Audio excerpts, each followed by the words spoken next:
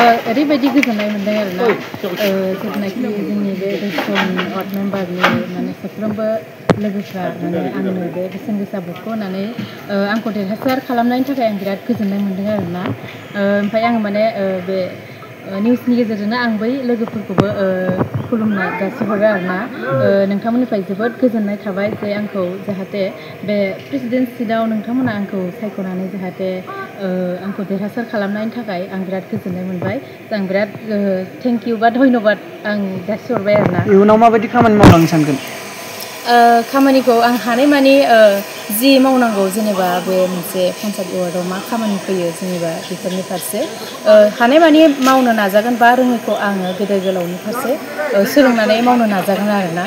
रायजो राजाखौ मा खावलायनो सानगोन रायजो राजाया नोंथांखौ बेसेन गोसा रायजो राजाफोरनिसिमथ' ओरैबायदि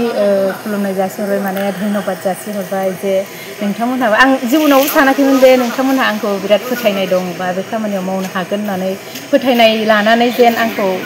भट होनानै आंखौ देरहासार खालामदों आं बेनि थाखाय बिराद गोजोननाय मोनबाय आं हानायमानि मावनो नाजागोन आरोना थ' बेनो आंनिसिम गासिबो रोजा रोजा जासिनाय थाबाय आरो जोंनि दा बर्थमान 72 नम्बर गहपुर बिधान सभा समष्टिनि सिङाव थानाय सनापुर गाव पन्सायतनि वार्ड 4 नम्बर वार्डनि जिथुनाखि मेम्बार जानानै उथ्रिसारनो हानाय मेम्बार हिसाबै दा बे बिथां इसारानि बसुमतारी नार्जारिया जे ओरैबायदि माबा खालामनानै उथ्रिनो हादों जोंबो गोजोननाय मोन्दों बावहाय आरो गासैबो रायजो राजाफ्रानो गोजोननाय मोन्दों बावहाय आंबो सापर्ट होदों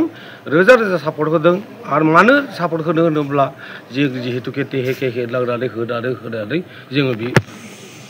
मेम्बारखौ जों उथ्रिसार होनो हानाय क्षमता जाबाय आंबो आसा खालामदों गासैबो रायजो राजाफोरनि थाखाय माने बिथां इसारानि बसुमतारी नार्जारि आइया गासैबो खामानिखौ मावना होजोबगोन रायजो राजाफोरनि गासैबो साक्सेसफुल खामानिखौ मावना होजोबगोन आं बेखौ आसा खालामदों आं बे आसा खालामनानै धन्यबाद जासिनाय थाबाय बिथांनिसिम